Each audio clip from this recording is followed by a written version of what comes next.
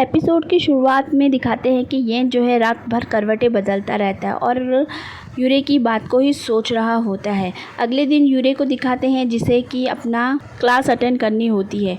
उसे उठाने के लिए मिस जंग खुद ही आ जाती। मिस जंग उसे उठाती है और अब उसकी क्लास को दिखाया जाता है जहाँ पर उसे टेबल्स मैनर्स सिखाए जा रहे होते हैं, जिसके बारे में उसे लाइन से लिखना होता है कि पहले क्या करना है बाद में। वो इतनी थक जाती है कि बेचारी अपना कंधा सहलाते हुए बाहर आती है। सामने उसे येन नज़र आता है, लेकिन येन जो होता है फिर से गुस्से में मुँह बनाकर वहाँ से चला जाता है।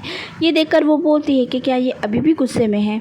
रात में येन बाहर होता है तभी उसे आवाज़ आती है कि यूरे जो है वो सारी चीज़ें याद कर रही होती है।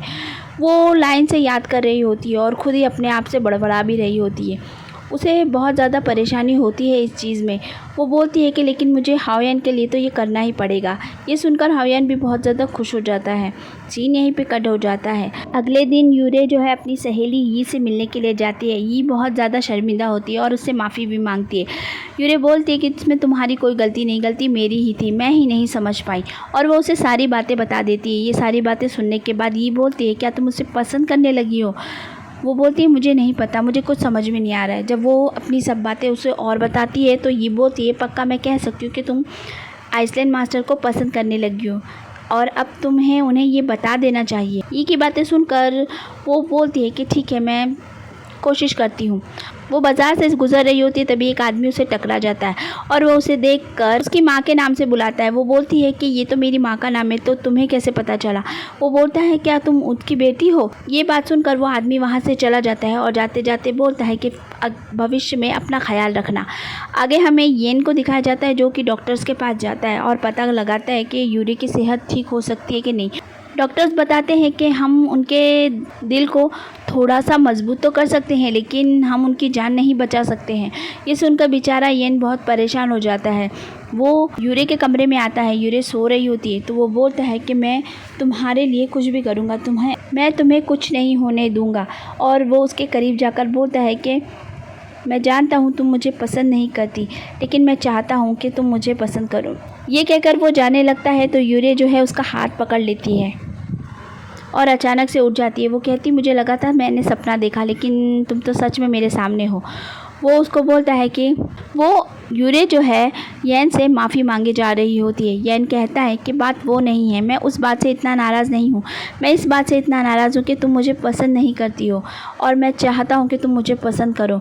ये बात सुनकर वो थोड़ी सी शर्मा जाती है, कुछ भी बोल नहीं रही होती है। येन बोलता है कि मैं इंतज़ार करूँगा जब तक कि तुम तैयार नहीं होती, जब तक कि तुम मुझे पसंद नहीं करती मैं इस कमरे में भी नहीं आऊँगा। यूरे जो है कुछ कहना चाह रही होती है, लेकिन तभी उसके हाथों को देखकर येन बोलता है कि ये क्या हुआ, तुम्हें चोट कैसे लग गई। तो वो बोलती है अरे हाँ, मैं तो भूल ही गई थी। वो उसके लिए बहुत सारी चिड़िया बनाती है कागज़ की और उसकी पूरी माला बनाई हुई होती है। वो उसे दिखाती है और वो बहुत खुशी खुशी उसे दिखाती है और बोलती है कि मैंने तुम्हारे लिए बनाई। ये सुनकर वो बहुत खुश हो जाता है और वो उसे किस कर लेता है। सीन यहीं पे कट हो जाता है। आगे योमान जो है यूरे को अपने पास बुलाती है और उससे सब पूछती है कि क्या बात है, तुम दोनों के बीच क्या चल रहा है। यूरे जो है योमान को बता देती है कि हम दोनों के बीच कुछ नहीं है। तो ये सुनकर वो बोलती है कि क्या वो तुम्हें पसंद नहीं करता है। फिर वो कहती है कि तुम बहुत ज़्यादा पतली हो, शायद इसीलिए पसंद नहीं करता होगा। यूरे जो है मुस्कुरा रही होती है क्योंकि उसे मालूम होता है कि येन उससे क्या चाहता है। योमान जो है उसे कहती है कि लो मैं तुम्हें कुछ आइडिया बताती हूँ, इससे हो सकता है कि येन तुम्हें पसंद करने लग जाए। और वो उसे बहुत सारे आइडिया बता देती है। सबसे पहले यूरे जो है खाना बनाकर लेके जाती है येन के लिए और वो उसे अपने हाथों से खिला रही होती है। वो कुछ ज़्यादा ही जल्दी खिला रही होती है। येन बोलता है क्या तुम मुझे मारना चाहती हो, तुम कितनी जल्दी खिला रही हो, थोड़ा धीरे धीरे खिलाओ ना। और वो उसे अपनी गोद में बिठा लेता है और वो उसे खिला रही होती है। तभी वहाँ सूतान आ जाती है। उसको सूतान को देखकर यूरे वहाँ से जाने लगती है, लेकिन येन जो है उसे कहता है कि ये तो रोज़ रोज़ की बात है, तुम यहीं बैठ जाओ, कोई बात नहीं, तुम्हारे सामने भी मैं बात कर सकता हूँ।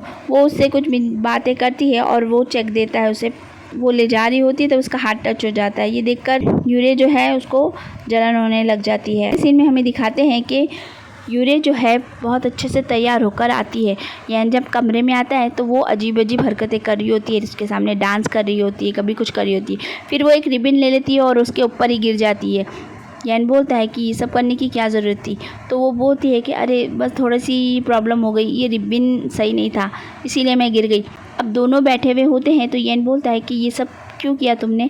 वो बोलती है कि मैं चाहती थी कि तुम मुझे पसंद करो, तुम इतनी खूबसूरत लड़कियों के बीच में रहते हो तो मुझे लगा तुम मुझे पसंद नहीं करोगे, और मैं ये भी नहीं चाहती कि तुम कोई कॉन्काबाइन भी रखो। तो ये सब सुनकर यैन बोलता है कि ऐसा कुछ नहीं है, मैं हमेशा सिर्फ तुम्हें ही पसंद करता हूँ और मुझे तुम बहुत ज़्यादा खूबसूरत लगती हो। और वो उसके करीब आ जाता है और वो दोनों किस कर लेते हैं, लेकिन तभी उसके नाक से खून बहने शुरू हो जाता है। ये देखकर यूरे जो है बहुत डर जाती है और ज़ोर ज़ोर से चिल्लाने लग जाती है और डॉक्टर डॉक्टर करके बुलाती है। योमान भी साथ में आ जाती है। योमान बोलती है कि डॉक्टर ने कहा तुम बिल्कुल ठीक हो, तो क्या बात है, तुम इतने बीमार कैसे लग रहे हो। वो यूरे को बाहर भेज देती है कोई काम से और वो अकेले में अपने भाई से पूछती है कि क्या बात है, ये मैं तुम दोनों के बीच जो कुछ हो रहा है वो मुझे समझ में नहीं आ रहा, आखिर क्या बात क्या है, कहीं तुम ये तो नहीं हो। ये सुनकर वो चौंक जाता है और बोलता है अरे ऐसा कुछ नहीं है, जो भी बात है मैंने यूरे से बात कर ली है तो सब ठीक। युमान कहती है अगर ऐसा है तो चलो ठीक बात है। सीन यहीं पे कट हो जाता है। अगले सीन में दिखाते हैं कि यैन ने पैसे निकालने के लिए चेक भेजे होते हैं, लेकिन उसके चेक सारे रिटर्न वापस आ जाते हैं। जिंजू बोलता है कि कोई भी चेक क्लियर नहीं हो रहा है। यैन जो होता है वो सोच में पड़ जाता है। तभी जिंजू जो है उसे एक डॉक्यूमेंट देख के बोलता है कि देखिए इसमें क्या लिखा हुआ है। वो पढ़ने के बाद उसे समझ में आ जाता है कि यूरे के साइन के बगैर तो वो कोई पैसे निकाल ही नहीं सकता है। यूरे को बताना नहीं चाहता था, इस वजह से वो बहुत सारे खाने का इंतज़ाम करता है और उसे बिठाता है और उसे अच्छी अच्छी बातें करता है और उसे कहता है कि मैं चाहता हूँ कि आज के बाद तुम है ना पैसों का मामला संभाल लो, इसलिए तुम साइन करोगी तो ही पैसे निकाल सकते हैं, तो तुम ये करोगी ना मेरे लिए।